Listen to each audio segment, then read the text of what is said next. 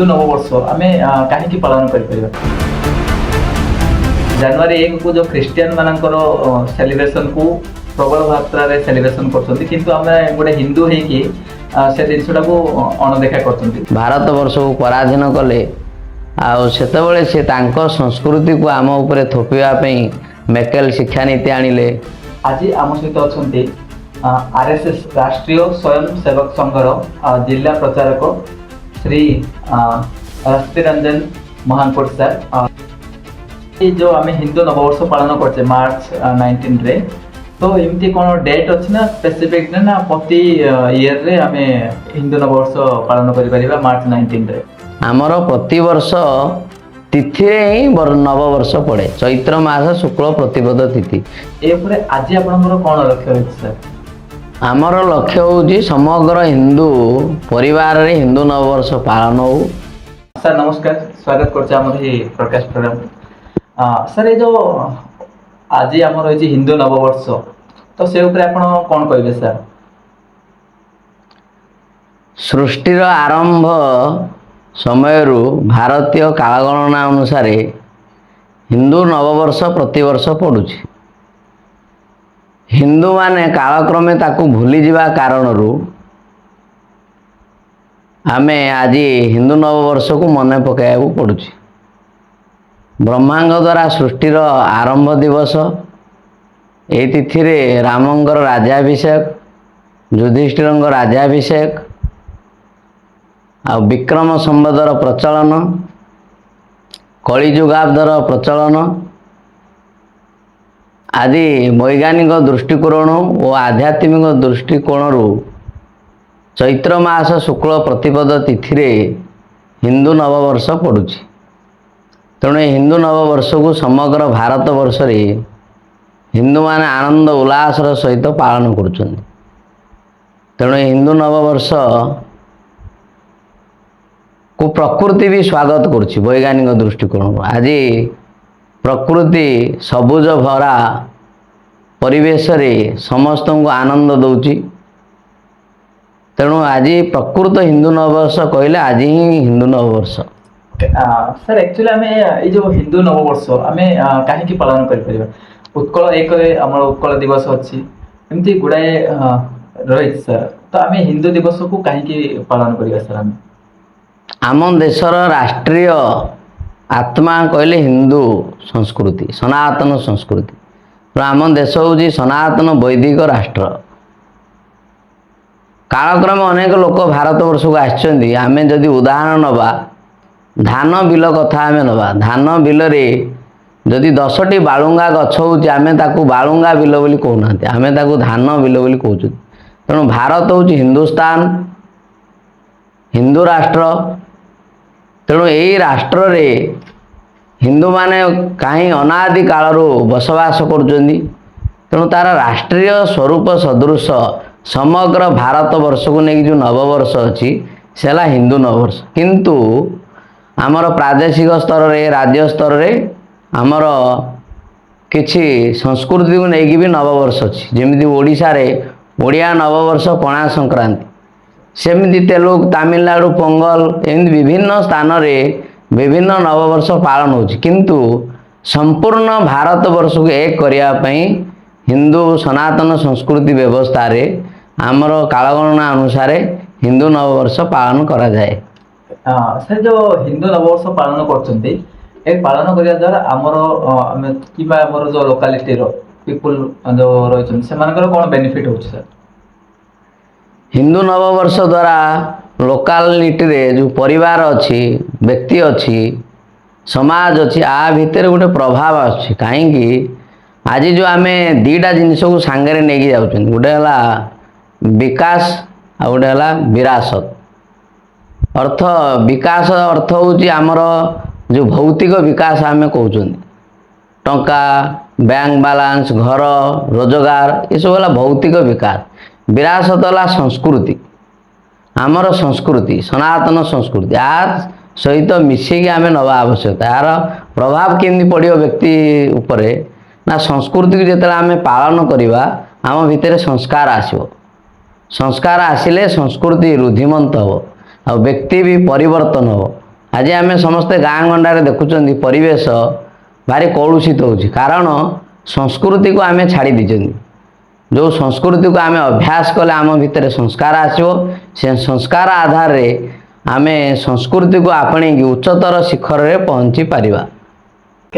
Sir आपण तो RSS रो जिला प्रचारक छथि एथिरे जो हिंदू भाव रे आपण जो प्रचार करछथि एथिरे आपणकर कोन रोल रहउछि सर? राष्ट्रीय स्वयंसेवक संघ प्रथमरु हिंदू मानक संगठित करने लक्ष्य नहीं आगे चलती 1925 मसीह 2025 मसीह को 100 वर्ष हो हिंदू मानक एक करवा तेणु जेहेतु से हिंदू मानक एक करुच्ची तेणु हिंदू नववर्ष भारतीय संस्कृति भारतीय मूल्यबोध को समस्त भितर जागरण करने राष्ट्रीय स्वयंसेवक संघ तार संघ शाखारे समाज रे विभिन्न स्थान रे हिंदू नववर्ष पालन करने जनसाधारण सहयोग रे ताकू प्रयास करुच्ची जे हिंदू नववर्ष केमती अधिक रु अधिक पालन हो हिंदू मान भितर जागरण आसू जे आम संस्कृति आम पे गर्व आम हिंदू तेणु आमर नववर्ष हूँ हिंदू नववर्ष ए विषय समस्त साधारण नागरिक पालन करंतु से दृष्टि राष्ट्रीय स्वयंसेवक संघ तार शाखारे समाज रे विभिन्न स्थान रे समाजर प्रत्येक नागरिकंगर सहभागिता रे पालन करुच्ची।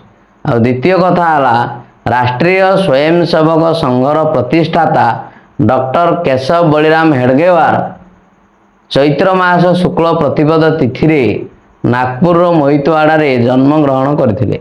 ए हिंदू नववर्ष रे जेतेबेले नागपुर रे घरे घरे हिंदू नववर्ष पालन होतिला भगवा ध्वज उड़ूला गुड़ी पाड़वा पर्व बोली कह जाए नागपुर रे ए उत्सव मुखर थिबा समय रे राष्ट्रीय स्वयंसेवक संघर प्रतिष्ठातांकर जन्म होता तेणु वर्षरे थरे स्वयंसेवक माने श्रद्धारे आत्मीयता सहकारे संघ शाखार एकाठी होगी हिंदू नववर्ष रे प्रथम सरसंघ चालक को प्रणाम दियंती। आज जो आम हिंदू नववर्ष पालन करछे मार्च 19 रे तो एमती कौन डेट अच्छी ना स्पेसिफिक ना प्रति ईयर रे आम हिंदू नववर्ष पालन करिपरिबा मार्च 19 रे?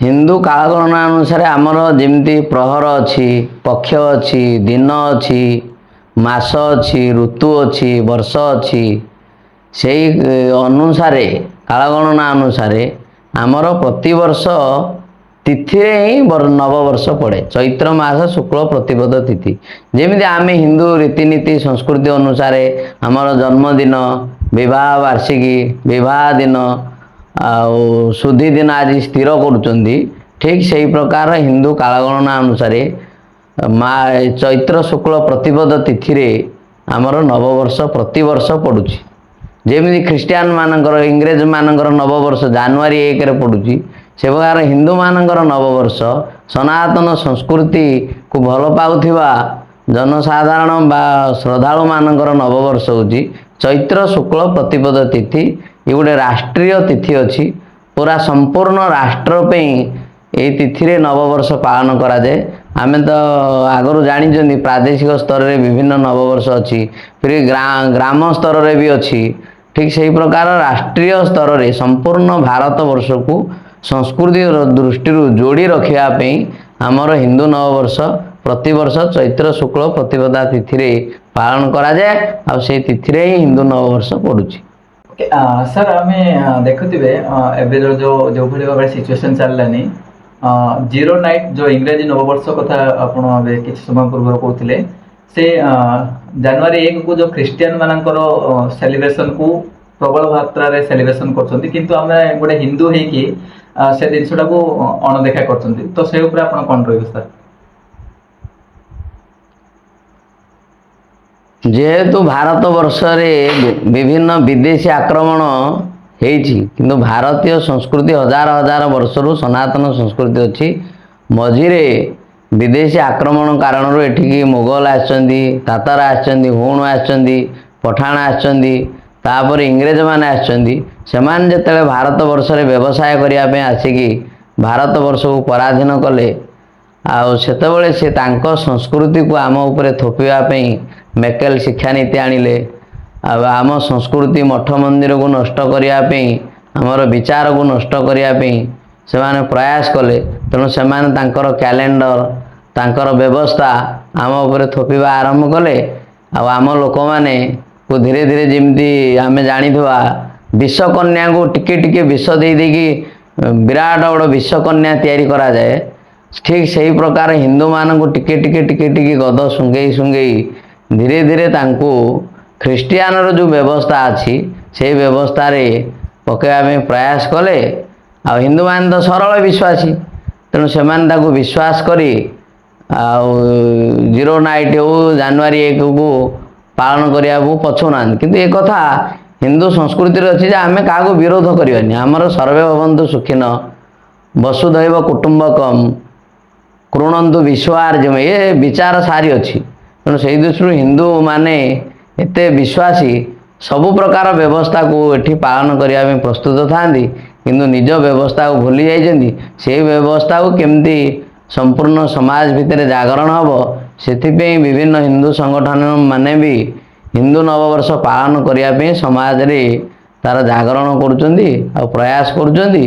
କିନ୍ତୁ କେବେ କେଉଁଠି ହିନ୍ଦୁମାନଙ୍କର ସଂସ୍କୃତି ବ୍ୟବସ୍ଥାରେ ଆକ୍ରମଣ ହୋଇପାରେ, କିନ୍ତୁ କେବେ ଆପଣ ଦେଖିନଥିବେ ହିନ୍ଦୁମାନେ କେବେ ଯାଇକି ମୁସଲମାନ ମାନଙ୍କର ହଉ କି ଖ୍ରୀଷ୍ଟିଆନ ମାନଙ୍କର ଯାହା ବି ପର୍ବପର୍ବାଣି ପଡ଼ୁଛି ଆକ୍ରମଣ କରିବାର ଭାରତ ବର୍ଷରେ ଉଦାହରଣ ନାହିଁ। କିନ୍ତୁ ଆଜି ଆମେ ଯେତେ ଦିଲ୍ଲୀ ଠାରୁ ଆରମ୍ଭ କରିକି କେରଳ, ତାମିଲନାଡ଼ୁ ପର୍ଯ୍ୟନ୍ତ, ଓଡ଼ିଶା ପର୍ଯ୍ୟନ୍ତ, ବଙ୍ଗାଲ, ଆସାମ, ଯୁଆଡ଼େ ବି ଆମେ ଦେଖୁଛନ୍ତି ଘଟଣା ଆଜି ବିଭିନ୍ନ ସୋସିଆଲ ମିଡ଼ିଆ ନ୍ୟୁଜ୍ରେ ଆସୁଛି, ଆମର ସଂସ୍କୃତି ପାଳନ କରୁଥିବା ଲୋକମାନଙ୍କ ଉପରେ ଆକ୍ରମଣ ହେଉଛି। ତେଣୁ ଏଇଟା ତାଙ୍କର ଗୋଟେ ପ୍ରୟାସ, ସେମାନେ ଆମ ପାଇଁ ଆମ ସଂସ୍କୃତିକୁ କେମିତି ନଷ୍ଟ କରିବେ, ସେଥିପାଇଁ ସେମାନେ କଳବଳେ କୌଶଳେ ସବୁ ପ୍ରକାର ପ୍ରୟାସ ଆରମ୍ଭ କରିଛନ୍ତି। ସାର୍ ଏବେ ଆମର ଯେଉଁ 1925 ଆଉ ବର୍ତ୍ତମାନ 2026 ଏ ଭିତରେ ଆମର ଯେଉଁ ହିନ୍ଦୁ ସମାଜର ସ୍ଥିତି ଆପଣ କେମିତି ଦେଖୁଛନ୍ତି ସାର୍? 1925 ମସିହା ସମୟରେ ଯେଉଁ ହିନ୍ଦୁମାନେ ଥିଲେ, ଗୋଟେ ଛୋଟିଆ ଉଦାହରଣ,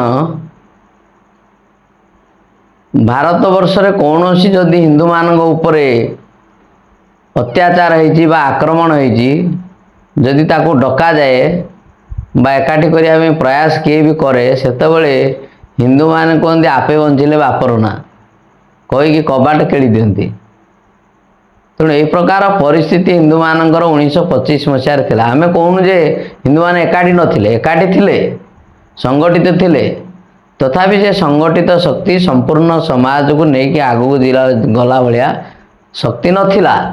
ସେଥିପାଇଁ 1925 ମସିହାରେ ହିନ୍ଦୁ ସଂଗଠନ ସବୁ ଆରମ୍ଭ ହେଲା। ଆଉ ସେ ହିନ୍ଦୁ ସଂଗଠନ ଯେତେବେଳେ ଆରମ୍ଭ ହେଲା, ରାଷ୍ଟ୍ରୀୟ ସ୍ୱୟଂସେବକ ସଂଘ, ସେତେବେଳେ ମାତ୍ର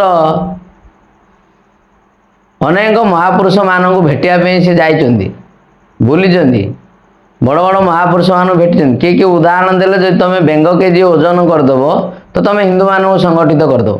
ହିନ୍ଦୁମାନେ ଖାଲି ଗୋଟିଏ ସମୟରେ ସଂଗଠିତ ହେଉନି, ଯେତେବେଳେ ଜଣେ କାଳ ହୋଇଯାଏ ବା ମୃତ୍ୟୁବରଣ କରେ, ମଶାଣିଙ୍କୁ ଶ୍ମଶାନ ଘାଟକୁ ଯାଏ, ସେତେବେଳେ 4ଟା ଖୁରାକୁ ହିନ୍ଦୁ ଧରିଥିବ, ଉପରେ ଗୋଟେ ହିନ୍ଦୁ ଶୋଇଥିବ, ଆଉ ରାମ ନାମ ସତ୍ୟ କହିକି ହିନ୍ଦୁମାନେ ଯାଆନ୍ତି। ହିନ୍ଦୁମାନେ ଏହି ପ୍ରକାର ପରିସ୍ଥିତିରେ ଥିଲେ। ସେଥିପାଇଁ ରାଷ୍ଟ୍ରୀୟ ସ୍ୱୟଂସେବକ ସଂଘର ପ୍ରତିଷ୍ଠାତା ଚିନ୍ତନ କଲେ ଯେ ଆମେ ହିନ୍ଦୁମାନଙ୍କୁ ଏକାଠି କରିବା, ସଂଗଠିତ କରିବା। ତେଣୁ ଅନେକ ମହାପୁରୁଷମାନଙ୍କ ପାଖକୁ ଯାଇଛନ୍ତି, ସମସ୍ତଙ୍କ ପାଖରୁ ନିରାଶ ହେଇକି ଫେରିଲା ପରେ ସିଏ ଆଗାମୀ ଭବିଷ୍ୟତ ଯେଉଁ ଆମର କୁନି କୁନି ଭାଇ ଅଛନ୍ତି, ଶିଶୁ ଭାଇମାନଙ୍କୁ ନେଇକି 6ଠ ଶ୍ରେଣୀରେ ପଢ଼ୁଥିବା 16 ଜଣ ଭାଇଙ୍କୁ ନେଇକି ପ୍ରଥମେ ରାଷ୍ଟ୍ରୀୟ ସ୍ୱୟଂସେବକ ସଂଘ ନାଗପୁରରେ ଆରମ୍ଭ କଲେ ହିନ୍ଦୁ ସଂଗଠନ ନାଁରେ। ତେଣୁ ସେ ସଂଗଠନ 1925 ମସିହାରୁ 2025 ମସିହା ପର୍ଯ୍ୟନ୍ତ ପହଞ୍ଚିବା କାରଣରୁ ଆଜି ହିନ୍ଦୁତ୍ୱର ଜାଗରଣ ହେଇଛି। ସମ୍ପୂର୍ଣ୍ଣ ବିଶ୍ୱରେ ଆଜି ହିନ୍ଦୁତ୍ୱର ବାର୍ତ୍ତା ଉପରେ ଚର୍ଚ୍ଚା ହେଉଛି। ସେଥିପାଇଁ ଆଜି 154ଟା ଦେଶର ଲୋକ ଯୋଗ କରୁଛନ୍ତି, ଯୋଗକୁ ଆପଣେଇଛନ୍ତି। ମୁସଲମାନ କଣ୍ଟ୍ରି ବି ଯୋଗକୁ ଆପଣେଇଛନ୍ତି। ତେଣୁ ଏ ପ୍ରକାର ବିଚାର, ଯେଉଁ ହିନ୍ଦୁତ୍ୱର ବିଚାର ଆଜି ସମ୍ପୂର୍ଣ୍ଣ ବିଶ୍ୱରେ ତିଆରି ହେଇଛି, ତାର କାରଣ ହେଉଛି 1925 ମସିହାରେ ଯେଉଁ ହିନ୍ଦୁ ସଂଗଠନ ରାଷ୍ଟ୍ରୀୟ ସ୍ୱୟଂସେବକ ସଂଘ ଆରମ୍ଭ ହେଲା, ତାର ମୁଖ୍ୟ ଭୂମିକା ରହୁଛି। ଓକେ ସାର୍, ଏବେ ଆପଣ ଯେଉଁ ଆମେ ହିନ୍ଦୁ ବୋଲି ଗୋଟେ ନାରା ଦେଉଛନ୍ତି, ଯେଉଁ ଏ ଭିତରେ ଗୋଟେ ଆମର ଯେଉଁ ह्यूमन माने मनीष मानकर गोटे चिंताधारा रही कि भाई भाई भितर माड़ लगिले को भाई भी माने हेल्पिंग करने आसुना आपण को ये कहे जे हिंदू माने समस्त एकत्रित होगा बोली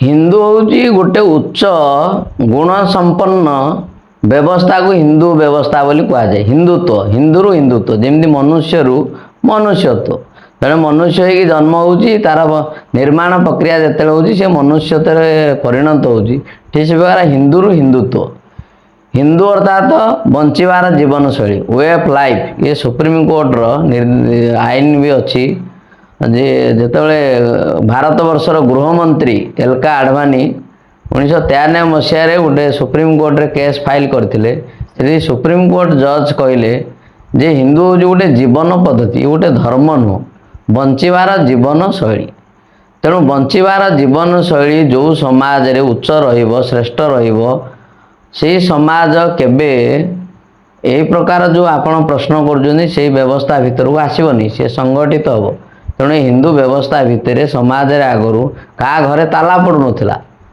आ क्या घरे वाद बद नाला किंतु ये कालक्रमे आसबार कारण हूँ लोकालिटी भाई मैंने एकाठी हो पारना तो हिंदू समाज केमती एकाठी हम यार कारण हूँ पाश्चात्य संस्कृतिर प्रभाव आम भितर पड़ा कारण आम धीरे धीरे आमर जो उच्च मूल्यबोध संस्कृति थिला आ उच्च व्यवस्था थिला आम जो गीता हो वेद हो जो शास्त्र रे आम पढ़ुचंदी ताकू आम भूली जाए आम व्यवहार को आम परिवर्तन करने कारण ये 91 विचार आम भितर प्रवेश करछि से कारण आज आम संगठित हो पारना किंतु वर्तमान अनेक स्थान रे हिंदू एकाठी हो पार्चंदी किमती कि 1934 मसीह नागपुर रे हिंदू समाज उपर गोटे आक्रमण होता से नागपुर रे हिंदू माने एकाठी होकर तार प्रतिहत करते आम जानी भारत वर्ष रे गोटे राम मंदिर को भांगिकी गोटे ढांचा तैयारी होता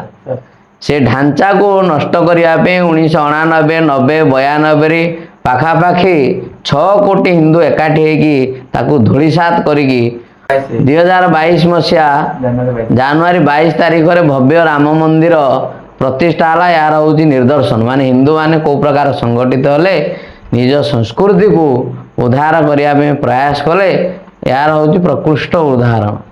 ओके सर आम संविधान भी गोटे रूल अच्छी कि आम हिंदू मुसलमान क्रिश्चियन सब एक बोली तो ये भितर हिंदू भी इंक्लूड अच्छी ताकू नहीं कि आप कौन कहे सर संविधान जो व्यवस्था अच्छी आमे भारत वर्ष रे सब मत पंथ एकाठी होचन संप्रदाय किंतु ये सबु प्रकार व्यवस्था को लेकिन हिंदू बोली कहुच तेणु समग्र व्यवस्था को जदि जोड़िकी रखिपार हिंदू व्यवस्था जोड़ी रखिपारे से संविधान रे रामंकर चित्र अच्छी आ विभिन्न प्रकार जो आम संस्कृतिर कोटेशन ध्येय वाक्य संविधान लिपिबद्ध होगी कारण आज जदि आम देखा मुसलमान मानकर 60 प्रकार पिरेक जाति ए भारत वर्ष रे आनंद रे खुशी रे अछन ख्रीस्टियान मानकर अच्छी भारत वर्षर सबु प्रकार शांति श्रृंखला रे समस्त अछन कारण हिंदू जीवन पद्धति थिबा कारण तेणु हिंदू व्यवस्था थिबा कारण हिंदू पद्धति थिबा कारण आज एटी ख्रीस्टियान भी फुलुची एटी मुसलमान भी फुलुची एटी अनेक जे पारसी भी रोची एटी जैन भी रोची एटी सिख भी रोची एटी बुद्ध भी रोची एटी जैन भी रोची अन्य समस्त रोचन ये सबु प्रकार व्यवस्था को जदि आम मिसई दबा से सबू होची हिंदू व्यवस्था तेणु से दृष्टि आम जदि हिंदू व्यवस्था को समस्ते मानिकी चलवा परस्पर को सम्मान दबा ताले भारत वर्ष रे समस्ते सुख शांति रे रही पारिबे। ओके सर आम जो छोट छोट पिला थिबा समय रे गोटे स्टोरी देखिथिले कि साई बाबा गोटे हिंदू आ मुसलमान को देहरु गोटे ब्लड बाहर करथिले गोटे पिला को पचारथिले कि ए भितर कोन आपण डिफरेंस देख पाछंती तो से जो स्टोरी डाकू आपण केमती सेटा कोन भाबछन सर एटा तो आम सेवा आधार रे देखुचंदी मानव सेवा ही माधव सेवा आ समस्त मनुष्य समाज देह रक्त अच्छी ये ठीक कथा आम कहते କିନ୍ତୁ ଆମେ ହିନ୍ଦୁମାନେ ଖାଲି କହିଲେ ହେବ ନାହିଁ। ଏ ଭାରତ ବର୍ଷରେ ଅନ୍ୟ ମତପନ୍ଥ ରହୁଥିବା ଲୋକମାନେ ବି କହିବା ଆବଶ୍ୟକତା ଅଛି। ସେଇଥିପାଇଁ ଦେଖନ୍ତୁ, ଆପଣ ଯେଉଁ ପ୍ରଶ୍ନ କଲେ ଆମେ ତ ସମସ୍ତଙ୍କ ଦେହରେ ରକ୍ତ ସମାନ ଅଛି, ଆମେ ସମସ୍ତେ ସମାନ। ତାହେଲେ ଦିଲ୍ଲୀରେ ଏବେ ଯେଉଁ 2 ମାସ ତଳେ ଘଟିଲା, 2 ଜଣ ଡକ୍ଟର 3 ଜଣ ଇଞ୍ଜିନିୟର ଆଉ 13 ଜଣ ଲୋକକୁ ବମ୍ ପକେଇକି ଜିଅନ୍ତା ଜାଳିଦେଲେ, ଇଏ କେଉଁ ପ୍ରକାର ମାନସିକତା? ଆମେ ମୁସଲମାନକୁ ବିରୋଧ କରୁନାହାନ୍ତି କି ଖ୍ରୀଷ୍ଟିଆନକୁ ବିରୋଧ କରୁନାହାନ୍ତି, ଆମେ ସମସ୍ତେ ମନୁଷ୍ୟ, ଆମେ ସମସ୍ତେ ଭାରତବର୍ଷର ନାଗରିକ, ଆମେ ସମସ୍ତେ ହିନ୍ଦୁ। କିନ୍ତୁ ଇଏ ଯେଉଁ ବିଚାର ଅଛି, ଜିହାଦୀ ବିଚାର ଆଉ କାଫିର ବିଚାର, ଆମେ ହିଁ ବିଶ୍ୱରେ ବଞ୍ଚିବୁ ଅନ୍ୟମାନେ ନ ବଞ୍ଚନ୍ତୁ, ଏ ଯେଉଁ ବିଚାର ଅଛି ସେ ବିଚାରକୁ ଆମେ ବିରୋଧ କରୁଛନ୍ତି।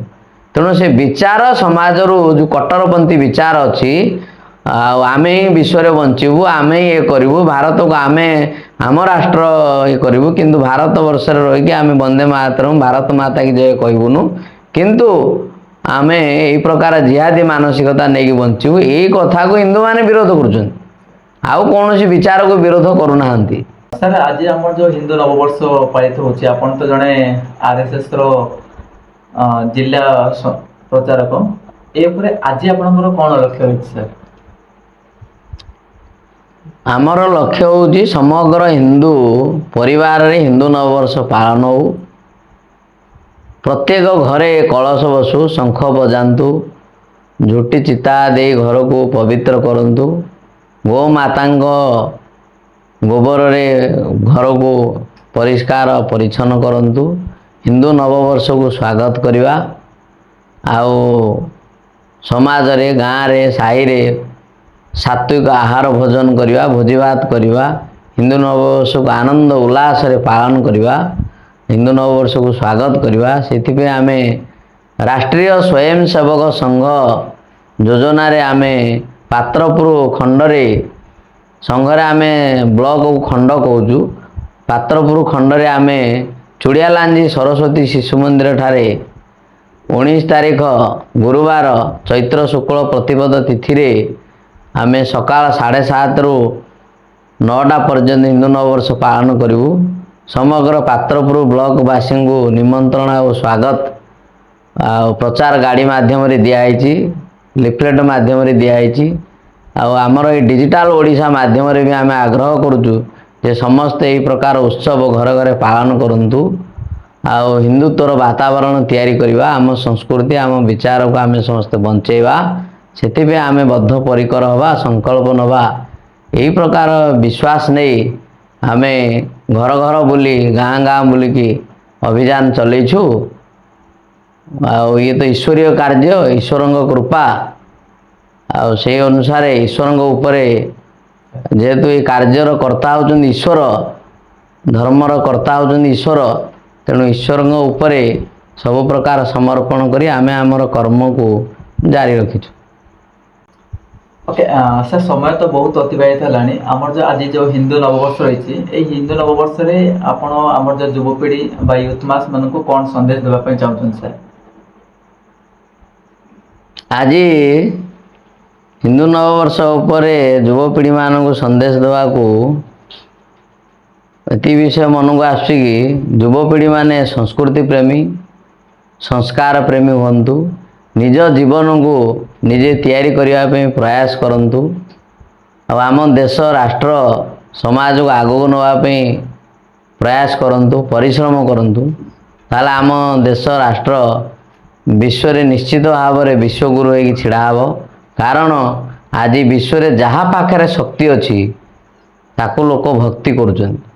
ତେଣୁ ଆମ ଦେଶ ଦିନେ ବିଶ୍ୱଗୁରୁ ଥିଲା, ତେଣୁ ସେ ବିଶ୍ୱଗୁରୁ ଆସନରେ ବସିବା ପାଇଁ ହେଲେ ସମଗ୍ର ଯୁବ ସମାଜ, ଯୁବପିଢ଼ି ଆଗକୁ ଆସିବାକୁ ପଡ଼ିବ। ନିଜ ଜୀବନ, ନିଜର ବ୍ୟବସ୍ଥାକୁ ଆଗକୁ ବଢ଼ାଇବାକୁ ହେବ, ଆଉ ଆମ ଦେଶ ଯେତେବେଳେ ସଶକ୍ତ ହେବ, ସମୃଦ୍ଧ ହେବ, ଶକ୍ତିଶାଳୀ ହେବ, ସେତେବେଳେ ସାରା ବିଶ୍ୱରେ ଶାନ୍ତି ଆସିବ। ଏହାର ଉଦାହରଣ ହେଉଛି ଆଜି ଆମେରିକା ପାଖରେ ଶକ୍ତି ଥିବା କାରଣରୁ ସେ ବାଂଲାଦେଶରେ ବିଘଟନ କରିବା, ଇରାକରେ ବିଘଟନ କରିବା, ଇରାନରେ ବିଘଟନ କରିବା, ଏ ସାରି କାର୍ଯ୍ୟ ସାରା ବିଶ୍ୱରେ ଚଳେଇ ପାରୁଛି। ସେହି ଦୃଷ୍ଟିରୁ ଆମେ ବି ଆମ ଦେଶକୁ ସଜାଗ କରିବା, ଶକ୍ତିଶାଳୀ କରିବା, ସମୃଦ୍ଧ କରିବା ଦ୍ୱାରା ସାରା ବିଶ୍ୱରେ ଆମ ଦେଶର विजय वैजयंती बाना उड़ब आम देश निश्चित भाव में विश्वगुरु हम यार भूमिका हूँ युव समाज कहीं भारत वर्ष में 60% युव समाज बसवास कर युव समाज द्वारा ही भारत वर्षर स्वप्न पूरण हो पार जो कथा एपीजे अब्दुल कलाम स्वामी विवेकानंद समस्ते प्रतिपादन करके जाइए जो देशर युव समाज तार अतीतर इतिहास आ वर्तमान को तर्जमा करके स्वप्न देखे और से स्वप्न को पूरण करने अहर्निश परिश्रम करे से देश से समाज आगू को बढ़ी थाए तेणु ये युव समाज हे युव भाई माने आपण मैंने आसतु आम आम देश को तैयारी करने आम संस्कृति को बचाई परिश्रम करवा लगन करवा आउ समस्त एकाठी हवा और आम देश को आगू बढ़ेवा आम देश शक्तिशाली संपन्न देश हो यही प्रकार गोटे आशा और विश्वास युव बंधु मान पाखरु अच्छी। सर आमर जो आज ये ब्रॉडकास्ट प्रोग्राम टी आपको केमती लगे सर? डिजिटल ओडिशा माध्यम रे ये जो साक्षात्कार विभिन्न अंचल लुकायित प्रतिभा को अनुसरण करी आ तार विभिन्न प्रकार जो वार्ता समाज को देवाई प्रयास करुच्ची से प्रयास व्यवस्था रे लगी समस्त बंधु मानक बहुत बहुत अभिनंदन जहाँ ओडिशार इतिहास देशर इतिहास संस्कृति ग्राम रे थिबा लुकायित परंपरा आदि को सी समाज आग को आनी पारुची से टीम को समस्त को बहुत बहुत साधुवाद धन्यवाद। यही प्रकार कार्य जारी रखु यह ही ईश्वर पाखे निवेदन करी मोर वाणी को समाप्त करुच्ची। प्रणाम।